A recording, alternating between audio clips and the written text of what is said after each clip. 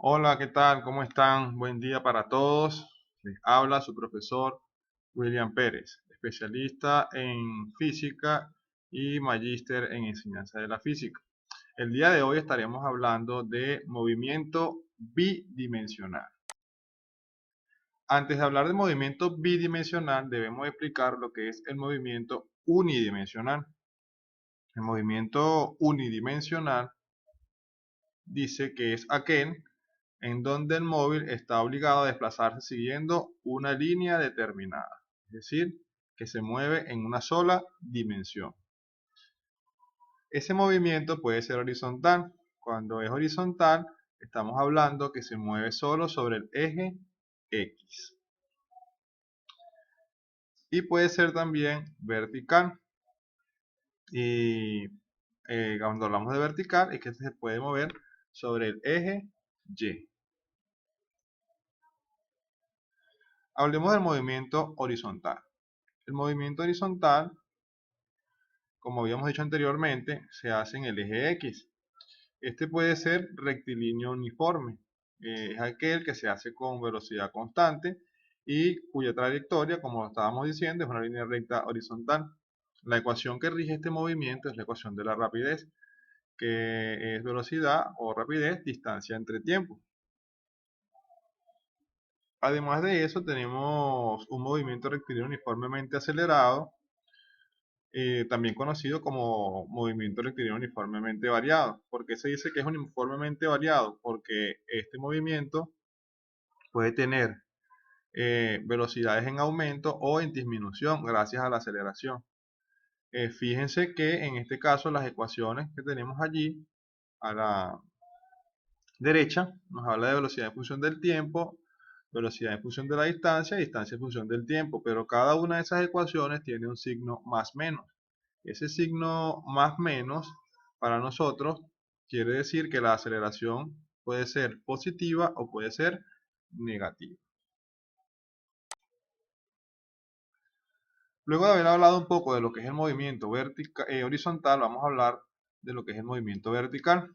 Habíamos dicho que es el que se mueve en el eje Y. Entonces, uno de estos movimientos es la caída libre. Se dice que un objeto cae verticalmente desde cierta altura, despreciando cualquier tipo de rozamiento con el aire o cualquier otro obstáculo. Fíjense aquí en esta imagen, vemos a una señora dejando caer una piedra por un acantilado.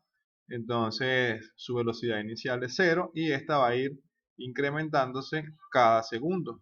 ¿Por qué se incrementa cada segundo? Porque está en presencia de la aceleración de la gravedad. Ahora percátense que las ecuaciones en este caso, que están a la derecha, son las mismas que estábamos viendo anteriormente, pero estas todas son positivas. ¿Por qué todas son positivas? Porque como la aceleración de gravedad está cayendo hacia abajo, entonces en este caso la vamos a considerar positiva. Por eso es que desaparece el signo más menos y solamente lo vamos a tomar como positivo. Además de esto, dense cuenta que no aparece la velocidad inicial. ¿Por qué no aparece la velocidad inicial en ninguna de esas tres ecuaciones? Porque si se percatan, la señora está dejando caer la piedra y su velocidad inicial es cero. Es decir, que no tiene una velocidad inicial. Por tal motivo, esa variable dentro de las ecuaciones desaparece. Continuando en este mismo orden de ideas, tenemos el lanzamiento vertical, es decir, cuando lo tenemos de forma ascendente. Y entonces fíjense lo que dice esta definición. Un objeto es lanzado verticalmente hacia arriba y alcanza cierta altura h. Se desprecia cualquier tipo de rozamiento con el aire. Y tenemos este ejemplo que está aquí. Fíjense que tenemos las ecuaciones aquí en un lado izquierdo. Son las mismas ecuaciones que estábamos trabajando desde un principio. Pero nos damos cuenta que ahora tenemos una altura máxima y debe tener una velocidad inicial, una velocidad con la que es lanzado. Muy bien. Percátense aquí también que la gravedad ahora no es más, sino que es menos. ¿Por qué es menos? Porque estamos lanzando la pelota en contra de la aceleración de gravedad. Y entonces en este caso estaríamos en presencia de un movimiento retardado. Fíjense aquí en esta nota que tenemos al final, dice, estos casos cumplen con las características del movimiento rectilíneo uniforme acelerado, ya que cuentan con una aceleración constante.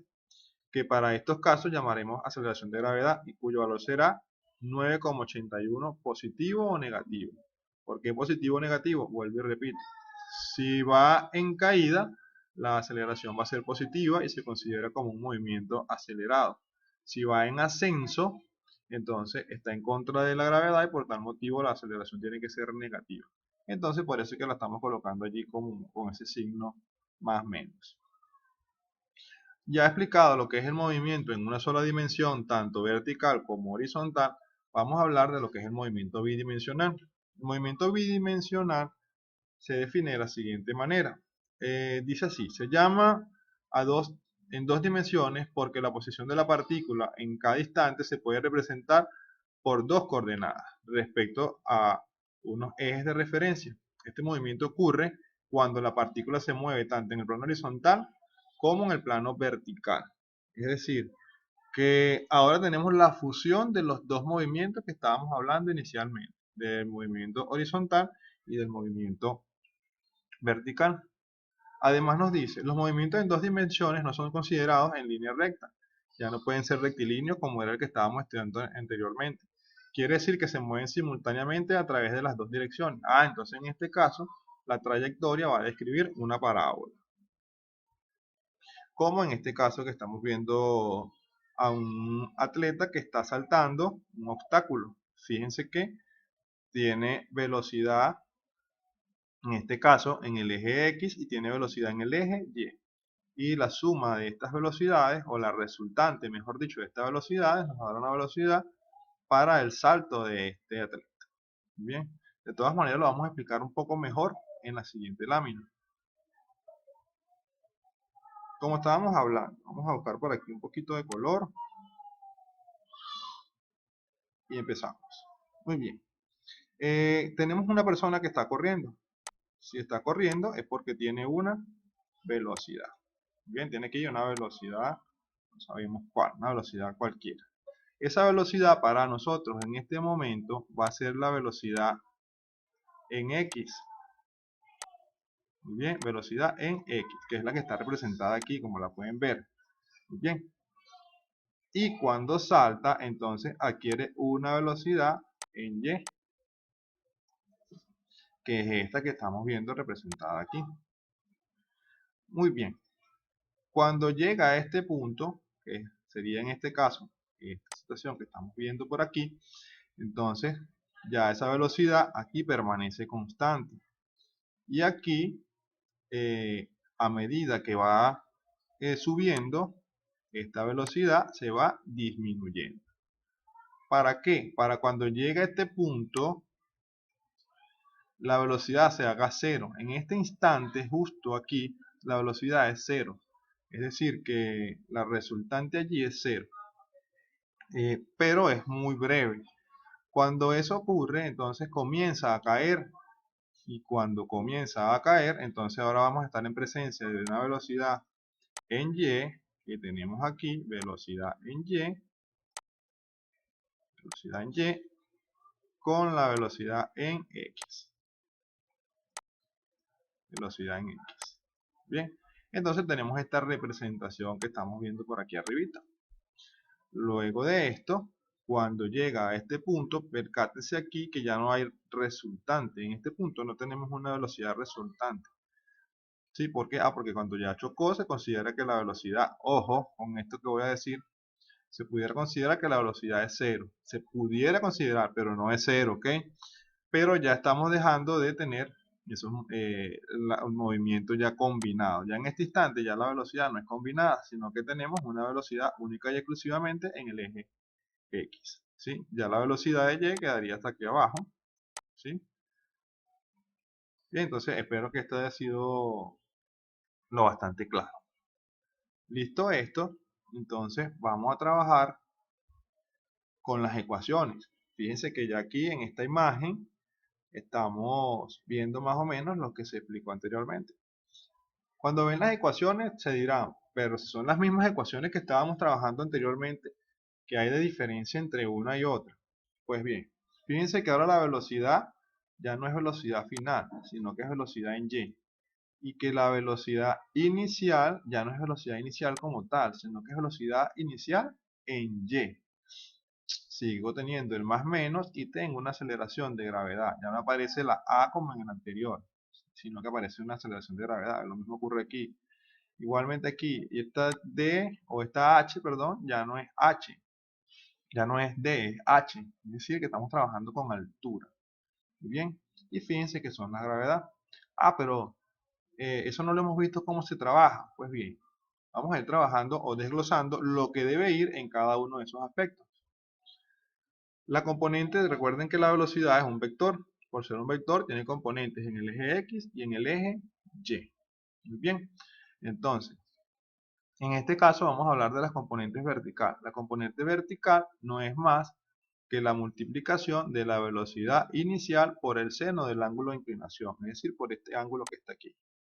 Este ángulo que está aquí es el que va reflejado aquí. Bien, ahí puede ser alfa, puede ser beta, puede ser tita, puede ser gamma. La letra la colocan ustedes, indiferente.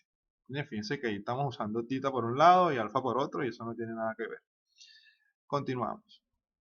La componente horizontal de la velocidad la vamos a trabajar con velocidad inicial por el coseno del ángulo. Bien, esa ecuación que tenemos aquí. Luego de eso, tenemos una dirección que va a ser la tangente del ángulo, que va a ser igual a la velocidad o la componente de la velocidad en y entre la componente de la velocidad en x. Ah, se me olvidaba decirles por aquí, esta velocidad inicial en y es la que va aquí y la que va aquí y la que va aquí. Bien, y va a reemplazar esto. Esto lo vamos a ver más adelante donde la vamos a colocar. Recuerden que el movimiento en el eje X tiene velocidad constante. Entonces, ya vamos a ver cómo se va a trabajar con esa ecuacioncita que está allí. Además de eso, tenemos una velocidad resultante. ¿Por qué resultante? Fíjense como estábamos hablando anteriormente. Tenemos una velocidad en el eje Y una velocidad en el eje X. Velocidad en Y, velocidad en X. Y así sucesivamente. A la suma de esas velocidades, velocidad en X, velocidad en Y elevado al cuadrado, eso me va a dar la velocidad resultante. Si se dan cuenta, esto se parece mucho al teorema de Pitágoras. ¿Por qué se parece al teorema de Pitágoras? Porque casualmente es eso mismo. Fíjense aquí, si lo vemos por aquí, aquí tenemos esto. Y se nos formó un triángulo rectángulo. Ah, entonces por esa razón es que aparece esa ecuación que está allí. Continuamos. El desplazamiento en X, es decir, este alcance que está aquí, desplazamiento o alcance, lo vamos a representar de la siguiente manera. X, que es desplazamiento, va a ser igual a la velocidad inicial por el coseno del ángulo por el tiempo. Si se dan cuenta, esta ecuación que está aquí cumple con la ecuación del movimiento rectilíneo uniforme, que es distancia igual a velocidad por tiempo. ¿Qué es la diferencia? Bueno, que ahora tenemos un ángulo, ¿sí? Porque está inclinándose. Pero en líneas generales sigue siendo las mismas ecuaciones. Como también tiene velocidad en X y Y, tiene desplazamientos en X y en Y. Como hay desplazamientos en X y en Y es un vector, recuerden que el desplazamiento también es un vector, entonces en este caso volvemos a aplicar la misma situación. Ah, ¿qué diferencia en ecuación entre una y otra? Ah, bueno, que en este caso estamos trabajando con alcance y altura. Muy bien, pero del resto sigue siendo un teorema de Pitágoras. Entonces parece que tenemos esa misma ecuación que está allí. Muy bien, continuamos. ¿De dónde salieron estas ecuaciones? ¿Cuáles ecuaciones? La que hemos estado hablando desde un principio. Velocidad en función del tiempo, velocidad en función de la distancia y distancia en función del tiempo. Antes de comenzar a hablar de dónde salieron estas, es importante hacer un hincapié en lo que son las derivadas y las integrales. Esta parte de la matemática nos permite a nosotros hacer unos cálculos bastante sencillos y entonces nos dan la oportunidad de conocer algunas cosas. Entonces, lo primero que debemos recordar aquí, o en este caso afianzar, es que la velocidad es la derivada del desplazamiento. Por eso es que nos aparece por aquí que la velocidad va a ser igual a la derivada entre la posición y el tiempo. ¿Qué es la velocidad? Distancia entre tiempo. Posición, tiempo. Fíjense que no es nada del otro mundo, no es nada extraño. Luego nos vamos por acá, donde dice que la aceleración es la derivada de la velocidad o la segunda derivada del desplazamiento. ¿Cuáles son las unidades de velocidad de aceleración? Metros sobre segundo al cuadrado. Entonces en este caso, ¿qué estamos trabajando aquí? Derivada de la velocidad. ¿Cuál es la unidad de la velocidad? Metros sobre segundo. Y la del tiempo, segundo. Cuando hacemos eso, aparece el metro sobre segundo cuadrado.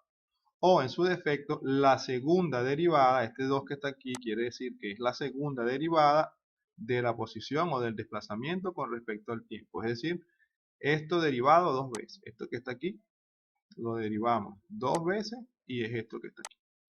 Eso es lo que está diciéndonos en líneas generales allí esa operación matemática. De todas maneras, ya vamos a explicar un poquito eso de lo que son las derivadas y las integrales. No se preocupe. Y entonces nos venimos para acá.